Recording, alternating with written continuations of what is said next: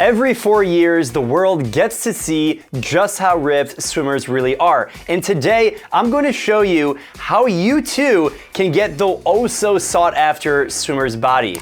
Slim frame, V-shaped torso, and of course, six-pack abs. In this video, I'm not going to sell you some diet pill or convince you to put down the bag of chips.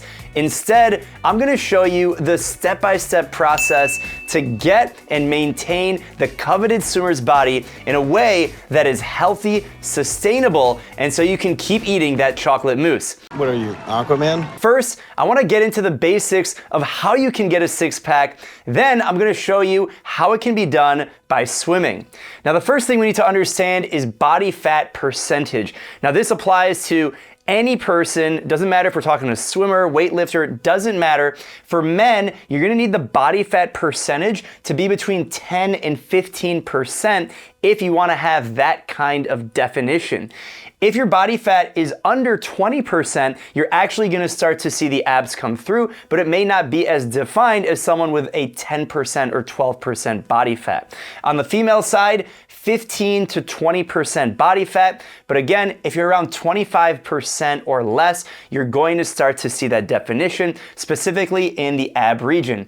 I'm personally anywhere between 15 and 20% body fat, and you can see in my physique, there is some ab definition, but we're not at the sub 10% where people look absolutely shredded, like my beautiful drawing right here on the whiteboard. Give me the love down below in the comments if you think I'm an artiste. Thank you very much. Now, the second thing to keep in mind is nutrition. It is so important that you pay attention to what you're putting into your body. If you want your body to perform like a rocket ship, like a race car, you gotta feed it the right stuff. If you're trying to perform at the highest level, you need to make sure you are putting the right things into your body and even monitoring what you put into your body, because there is this fundamental equation, calories in versus the calories that come out. And we'll talk about exercise and different things that you can do to stimulate the calorie burn. But if you're putting crap into your body, then it's gonna be really difficult to maintain any kind of a physique or even get to these body fat percentages if that is your desired goal. So really pay attention to what you're putting into your body. That's a whole nother topic for a discussion about what specifically you can be eating to maintain a lower body fat percentage, but it really comes down to calories in versus calories out. You can also think about macros. This is really breaking down specifically the types of foods that you're eating, and you can look at different things like protein and stuff like that, but I don't wanna get into that. In this video, I wanna talk about how you can actually get this physique and do it through swimming. Now, the next thing in terms of getting the six-pack abs is exercise. So part nutrition, part exercise. Now, there's two elements of exercise, and they both actually impact how you will get this body fat percentage a little bit differently. So the first one is strength training. This is literally exactly what it sounds like. It's doing work to strengthen your muscles. Now, swimming can be a form of strength training, but the way most people swim is not strength training. Strength training is more like cardio. We'll talk about that in just a little bit. Strength training is where you're actually putting your muscles under a certain level of stress and resistance so that you can get this transformational effect. This could come from dry land, doing body weight exercises, or actually lifting weights in the weight room or using machines. And the benefit of that, if you increase the ratio of muscle to fat on your body, the more muscle you have on your frame, the more calories you burn at rest. Now, this is something that's really counterintuitive to a lot of people. You think if you go on the treadmill, if you go swimming lap after lap, you're gonna burn the most calories, and you may burn a lot of calories during that 30 or 60-minute segment while you're doing the cardio,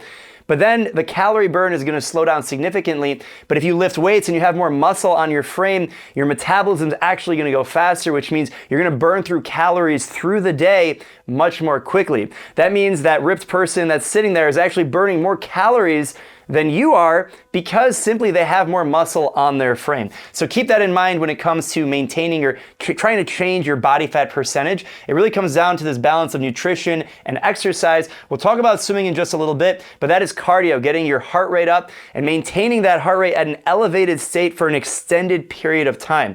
Now, of course, there should be fluctuations, and that can really help you increase the calorie burn. We're gonna talk about a few different ways that you can do that, but fundamentally recognize that it's not just strength training, it's not just cardio, it's not just nutrition, it's a combination of both of those done consistently. Because if you don't do any of this consistently, then it doesn't really matter. You're not gonna swim faster, you're not gonna be able to maintain a certain level of physique or the way that you wanna look or the way you wanna feel. If you don't do it consistently, none of that really matters. So when it comes to consistency, it's a combination of diet and exercise for life.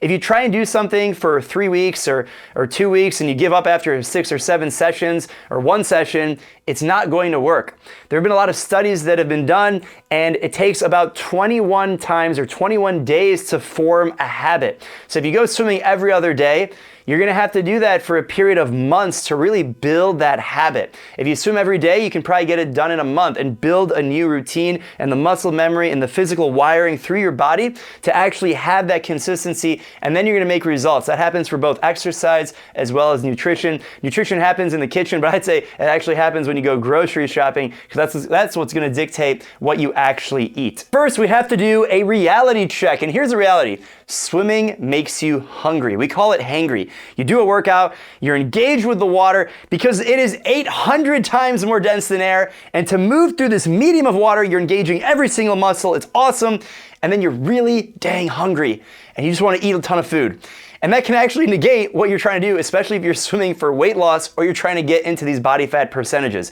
So you have to really not necessarily restrict yourself from eating, but you have to monitor your hydration level, because more than likely you're more dehydrated than you are hungry. You feel really hungry, but that's because you're dehydrated. You have to hydrate before, during, and after your swim. And then of course, yes, you need to eat food after you swim, but just recognize what you actually did versus how hungry you are. If you only swam for 20 minutes and it was a really good workout, you still might be starving, but you only swam for 20 minutes. So you're probably just dehydrated, and you have to eat the right foods and the nutritious foods that are gonna make you feel full. Next up, you have to remember that swimming is not going to build muscle like other forms of fitness, like weightlifting. So if you're to try and do weightlifting, for example, we're talking about if you want to get this body fat percentage, you have to make sure strength training is incorporated. Swimming is great, but that's cardio. Swimming is not the best form to really build that muscle and even maintain that muscle, because it is a zero gravity swimming experience. When you're in the water, you're basically floating. Sure, the water is 800 times more dense than air. However, when you push off the wall and you take the strokes, it's not the same level of resistance as if you are in the weight room.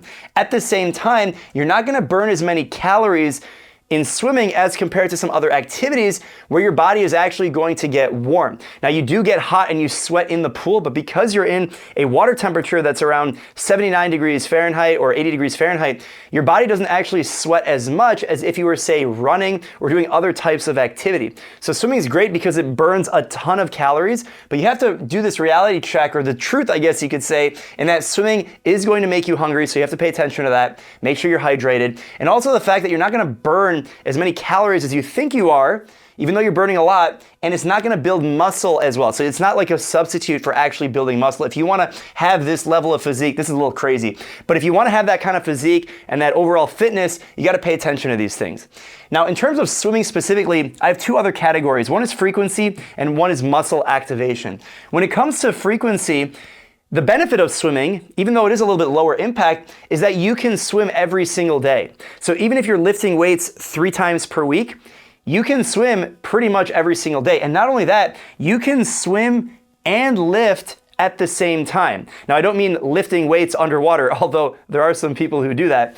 You can literally swim every single day, and then in the afternoon or in the morning or whatever, you can incorporate some other fitness activity. So you're gonna have this high level of activation, you're getting exercise, you're getting strength training, and you're getting cardio.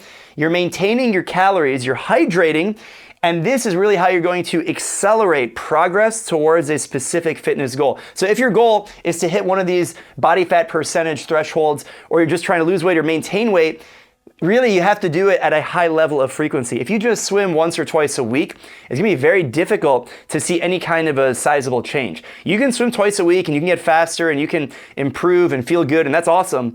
But you can also swim every single day. So if you're willing to put in the work, it is hard work, you're gonna see some much faster progress based on that level of frequency. Every single day, or 5 times a week, 6 times a week, is really gonna get you there. Now, number 3 is muscle activation. Now, this is really the secret behind how to get, I guess, ripped from swimming, even if you don't do the strength training stuff. So if you see swimmers walking around and they're really slim, they got that V-shape upper body torso, If they're really skinny, you're gonna see the abs. And that really just comes down to this lower body fat percentage for men or women. But more specifically, if you wanna train yourself to get there, you have to do these 3 things. Now, a lot of people don't talk about this, but I truly believe as an athlete myself and as a coach, I've actually seen this happen on myself and others. If you focus on these 3 things, you will see progress at a different rate than if you just swim back and forth. Here's an example. If you focus on technique and you swim with the proper fundamentals, it will not only make you swim faster and more efficient, but you're actually going to engage more musculature on your body, that's why I call this muscle activation, than if you just swim and flail your arms back and forth. So instead of swimming with a windmill stroke, if you have that early vertical forearm and you're more precise and you're more mentally engaged, that's probably what I should have called this, mental engagement, then, and you do drills in order to get there, you're gonna burn more calories and get more muscle activation, and you're actually gonna start to get a little bit of this strength training in the water. Now, I know I mentioned that swimming is cardio, but if you are able to get the full muscle activation and you're getting the mental element to it, your body's actually gonna engage more muscles, you're gonna burn more calories and build more strength. Number 2 is resistance. Now, you can actually layer in resistance in the water with equipment. There's a lot of different kinds of equipment. So you could be swimming with paddles, you can swim with fins. These are both gonna increase the resistance you have. You can swim faster, potentially, but it's gonna make you work harder. And by working harder, you're actually gonna get more musculature. More musculature means you're gonna burn more calories at rest, and you're gonna actually lower your body fat percentage if you can maintain your diet in check. You can also swim with a power tower, parachute, so many other pieces of equipment to increase the resistance. And that's how sometimes you see top level swimmers who don't really do a lot of strength and conditioning out of the water, yet their physique, they look like a bodybuilder almost, right? They look very, very strong. It's a combination of a low body fat percentage plus doing this resistance and technique work in the water. And the third category here is adding variety. This is a must. If you don't do this, then you have no chance at swimming fast, swimming efficiently, and having a low body fat percentage. That means different effort levels.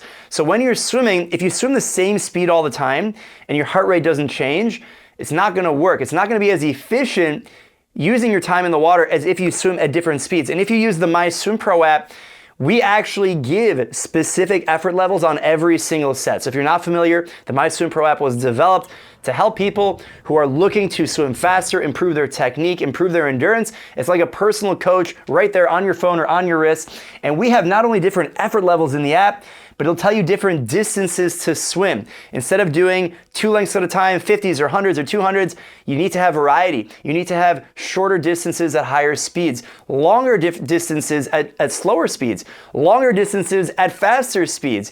And on top of that, you have to have stroke variety. Instead of swimming the front crawl freestyle all the time, swimming some butterfly, backstroke, breaststroke, the IM, underwater with fins. That's the way that you gotta make it happen if you want to have that swimmer's physique. But at the end of the day, this is all about what your goals are. So let me know what your goals are down below in the comments, and also let me know what questions you guys have. I wish you the best and happy swimming.